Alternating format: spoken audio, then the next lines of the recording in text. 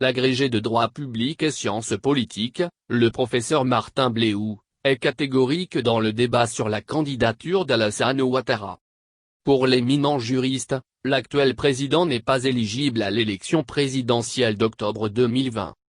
Dans une déclaration livrée ce samedi 15 août 2020, le proche de Francis Vaudier tente d'expliquer les raisons de l'inéligibilité du candidat proposé par le Rassemblement des oufouettistes pour la démocratie et la paix, RHDP. Selon lui, le principe de la limitation du nombre de mandats présidentiels n'est pas une règle nouvelle. Pour lutter contre le pouvoir à vie ou la patrimonialisation du pouvoir, la Constitution du 1er août 2000 a posé des limites en consacrant le principe de la limitation du nombre de mandats présidentiels à 2.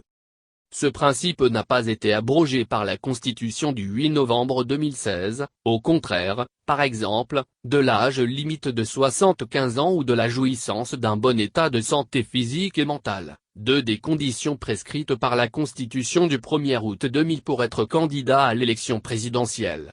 La Constitution de 2016 a, par l'effet de son article 55, alinéa 1er, reconduit le principe de la limitation des mandats présidentiels à 2, fait savoir le professeur titulaire des universités. Les proches de Ouattara soutiennent que l'élection présidentielle du 31 octobre prochain est la première de la Troisième République.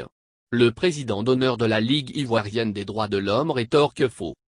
En vérité, ce deuxième argument ne peut, non plus, prospérer en tant qu'il relève du sophisme. Le décompte du nombre de mandats ne peut se faire à partir de la date de l'avènement de la Constitution de 2016, mais, bien plutôt pour compter de 2000, c'est-à-dire de la consécration du principe de la limitation du nombre de mandats présidentiels dont on a vu qu'il n'a pas cessé d'exister depuis 2000. Le principe de la limitation existant depuis 2000, les deux mandats, obtenus respectivement en 2010 et 2015, sont régis par le dit principe. Il en va, évidemment, ainsi, car 2010 et 2015 sont postérieurs à 2000. On le voit bien, il ne s'agit pas de l'ordre de l'élection d'octobre 2020. Il n'est pas question de savoir quel est l'adjectif numéral ordinal qui s'applique à l'élection présidentielle d'octobre 2020. Il ne s'agit donc pas de savoir si elle est la première ou la 10e élection organisée sous la Constitution de 2016.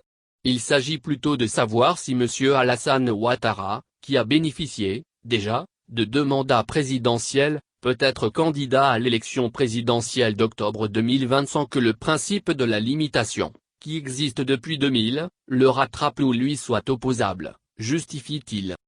Pour Martin Bléhou, la question devant être appréciée par rapport au nombre de mandats présidentiels reçus par M. Alassane Ouattara depuis la consécration du principe de la limitation du nombre de mandats présidentiels à 2 et non depuis la naissance de la Troisième République, l'on aboutirait au constat qu'au regard du droit, M. Alassane Ouattara n'est pas éligible à l'élection présidentielle d'octobre 2020.